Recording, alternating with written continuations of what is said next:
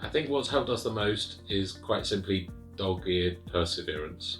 Lots of phone calls and emails and researching who is our target market and really refining that and then keeping on persisting. And unless someone said no, we wouldn't accept no for an answer. So we just, not annoyingly, but we kept on asking them until we either got a clear yes or a no. I think having strategic partnerships, so working alongside people like Cambridge Open Studios, linking with events like Spring Harvest or things like that, really just means that you're connecting in with what they're doing. They've got a larger client base, so you're sort of linking in with that, and then people hear about you and you get your name out there and it starts to grow. So I would say probably word of mouth effectively, and kind of continuity of the message as well over the years. We've picked up clients from many different angles, from trade shows, from events that we've run, kind of small scale independent events, as well as doing social media and things like that. But ultimately it's kind of word of mouth and kind of longevity of relationship again. At different points I've tried lots of different things, dropping mail shots through people's doors, that sort of thing, when we've had no work. None of it's really worked. The most successful thing has always ever been word of mouth.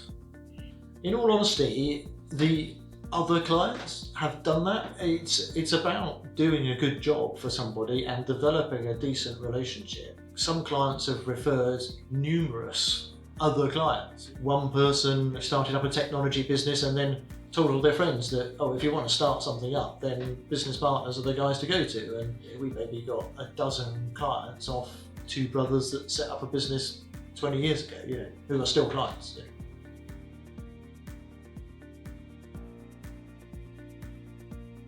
Social media is something I've been working on, actually making a plan. I'm going to put posts that, these many days of the week, I'm going to cover these topics. I've been measuring it in terms of looking at how it's growing and where and why and what things people like. Videos seem to work well, and the things about me, people seem to want to see pictures of me and more and behind the scenes things. We do Twitter, we do Instagram on a small scale. I'm not great at those things, so I have at different points had people to kind of work with me on that a little bit, and it's probably something that we should probably develop further. But I think, again, it's wanting to say something of value, not just for the sake of it. There's so much noise out there, and ultimately my product is about a physical experience much more than it is about just an image on a screen. And so we try to get product in front of people as much as possible. I don't really have a social media following. I was recently encouraged that in order to do that I'd need to get a new website. So I've had a website built and we'll see. But as I've said, word of mouth has always been the thing that's kept us going.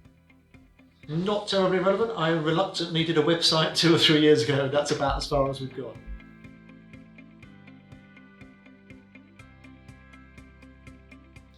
I think social media is key to just reminding people that you're there. It depends. I link in with an event using hashtags. I'll create posters. I've got a newsletter, so I've got a following with that. I've done radio interviews, and I'll say yes to anything that there's going, and then deal with the consequences later.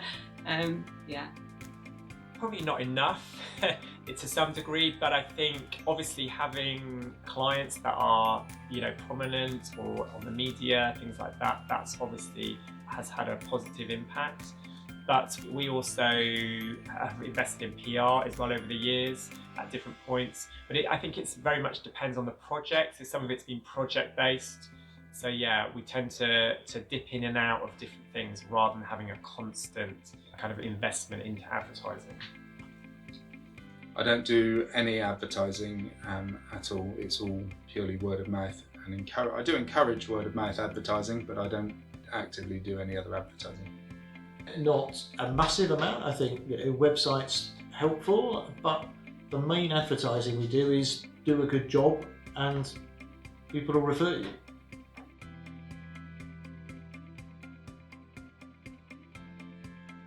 I think trying to just make it easy for people, so imagining being in their shoes, so it might be that they need a payment plan just to make it more doable, or it might be that if I bring the painting to their house so they can see it in situ and see, it just gives them the confidence it's an investment that I'm asking them to make. So just trying to make that easier for them, I think helps.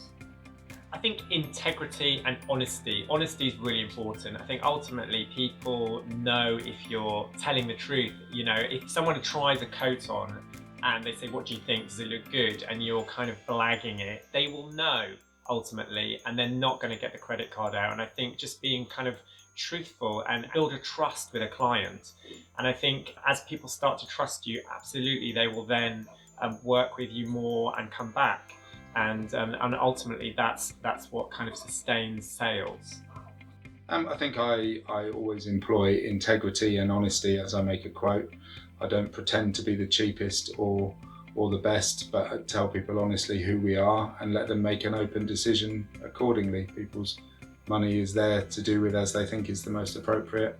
People will see with us that we have honesty and integrity, and they will get what they pay for. I think tips on closing the sale is around partnering with Holy Spirit. So sometimes if I'm working not for profit, I will ask him in advance, what should I charge? And usually what he says and what they come up with tally. So yeah, partner with Holy Spirit.